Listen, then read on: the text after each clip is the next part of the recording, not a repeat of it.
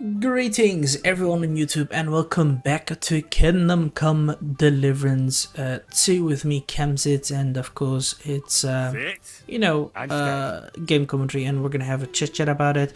I'm gonna offer my honest opinions and thoughts about this game as well, because we have all been waiting for this game for quite a bit of time, and it's been out for quite a bit of while as well, and has more than 20 million copies sold, and it's quite a good game in my opinion. The reviews are great and there's nothing wrong with it in my opinion, aside from the combat system of course, but we're going to talk about that soon. So everyone feel free to grab something, eat and drink, as I shall be chattering through and offer my constructive feedback about it if you'd like to listen of course. Feel free to share your own opinions and thoughts in the comments below, or join my Discord server so we can have a chat about it as well. But first thing first, again, of course, the graphics are good, the game works fluently, there's not much bugs. The story is really great. I only found that some of the story things were quite repetitive, especially with stealing a lot of stuff from people or trying to kill many people or so, or save people's houses. Like, I would have had some, and just have a little bit of diversity. The dog came, the dog edition came quite nicely. The interface, the UI seems very great compared to the first game. Even it's definitely improving a lot. The story was quite nice, but I felt like it was also a little bit of a jump from we're getting captured and we're free again. We're getting captured, we're free again. But of course they did that with choice. It was also a pity that we didn't had what we had in a previous expansion, where you were able to, get your own camp. You were able to upgrade it, invest into it, and all that. There was like none of that. But I would have certainly liked if Henry would have been able to get his own estate, for example, grow as a noble and all the blah blah blah. Something like that will be more awesomer, and he grows and does something else. But we'll see, because assumingly there will be more DLCs coming out in the future, and we'll see about that. And on the other hand, it was nice. The voice acting was definitely good, but that's something that we can see quite often within the gaming industry, that the voice acting is very good and the cinematics as well. So in my opinion, it shouldn't influence the game too much. What is important in my opinion is of course the gameplay, the story, and of course what it has to offer to you, and if it's fun of course. In my opinion, it's definitely fun. There's a lot of things that you can do over here, and of course we had quite a bit of regions that we can go through. There's a lot of skills, and as I said, the UI is really good, and yeah, we have almost got even 5 more perks which we could use, but who cares, only I'll just use them. But on the other hand, I definitely find that the second one has improved far more better compared to the first one. I'd say the second one is even better than the first one. And almost I wouldn't be surprised if they ever did a third one. Who knows, it could be possible, it couldn't, it could be not possible to do, but it took them quite a bit of a long time, because as they stated, they did it like 6 years over this game, and it could be possible they can do it again, but that's just a question. On the other hand, I definitely enjoyed the game. It's offer of how should I say, various amount of, how should I say, slices of life, let's say that. For example, there was a lot of not only just action, not only just also plundering and stealing and trying to break free and all that, but you were also able to, go into bars, go into fights, hunt, or learn about history as well. We have certainly not read about the codex, but I'm not gonna do it.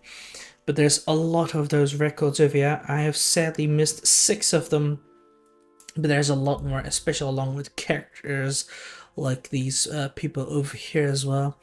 And you can all read through them, with the Zimburg's family, the Wenceslas, and the Lord of Kunstadt, Ulrich Wawak of Neuhaus, Sir Markvaart van Olitz, Sir Hanish of Lippe, Sigismund of Luxembourg, Rosa Ruthard, Radzik of Kobila and the Arabi, Prokop of Luxembourg, Otto von Berghoff II, Musa of Mali, Kunzel Ruthard, Conrad of Vechta, and Catherine of Jon of Sokol of Lamberg, John II of Liechtenstein, Jobs of Moravia, Jutke of Kunstad, Jan Žižka, Jan Peček, Hans Capon, of course, Italians at the Sigismund Court, Dry Devil, Charles IV, and of course we had Albich of Unichos, whatever, I cannot pronounce the name. But then we also had quite a lot of events, for example, the abduction of the King of Westeros, which we also talked about early on, because he was taken and when, he was moved to Vienna and all, and then eventually escaped. And then you had also the crisis with the late Middle Ages, for example, the, how should I say, disorder within all of the HRE, the abduction of the Margrave Prokop, for example, the Battle of Necropolis, of course, between the Turks, for example, the burning of Skalitz, and then the Golden Age of Charles IV. Of course, this also sadly happened, but there's something we know kind of in the previous thing. You have quite a lot of places we can go. Apparently, we've missed one more. Here we missed two. Here we missed one. Society. Well, here we got like quite a few. But yeah, on the other hand, there's still quite a lot more stuff that you can read through and all that. I'm not gonna do too much about it. But yeah, and God, do I love them. Yeah, and on the other, as I said, there was still quite a bit of Cumans present. Musa Mali was present. There was Jews. There was different options of how should I say, romance people, because there was like, as we done upon you guys' request, on Twitch basically, we romanced Capon, and then we also had the chance to romance Catherine. We were able to romance what was that lady's name? Kunst, from Kunst, that lady inside Kuttenberg. We were able to romance her, and among many more other people, and it was just a lot of options that you can do. Of course, there was a lot of slices of life. Also, we were able to, what was his name? Bad one of the captains, I guess, from von Berghoff. That's also something, an option to do and all that, and it was really a lot of slice of life over there. And of course, this is all with some historical backings, of course, too, as you guys can read and see. And that's really what interests us, of course. And another thing that I really enjoyed was inside this game, the story base and the fast travel, of course. Even though I would have preferred it to be a little bit more quicker, honestly, because it would have been far more pleasant and we've been able to play through a lot more quicker. Of course, there's a lot of nomads as well. For example, the Romanian people, which we have also seen, which was also quite amazing. Yeah, here, for example, as you can see, the Romani people. There we are. And then how the toilets worked and all that. Tools. The art is, of course, very wonderful and lovely too, by the way. So, yeah. But besides that, I don't really have anything to say. Like, I just still love the game. The map is really pleasant. I must also say the happiness thing didn't really feel that much interactive or influential, really.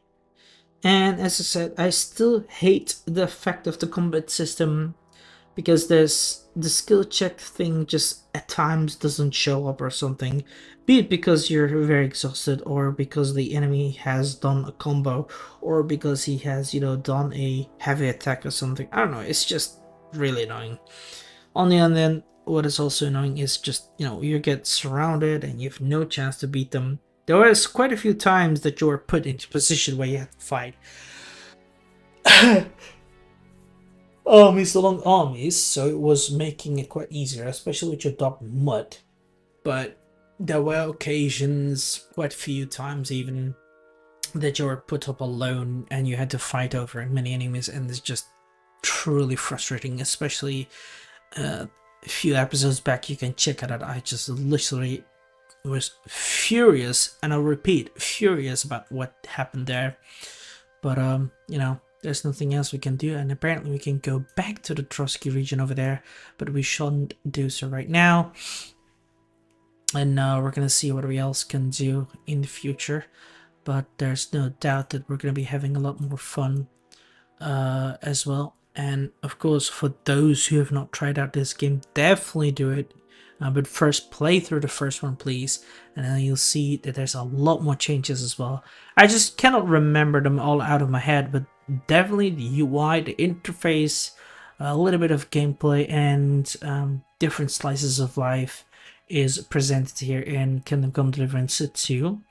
And of course, all the jokes and banter was just really fun too. Of course, not just historical remarks. The game has quite a bit of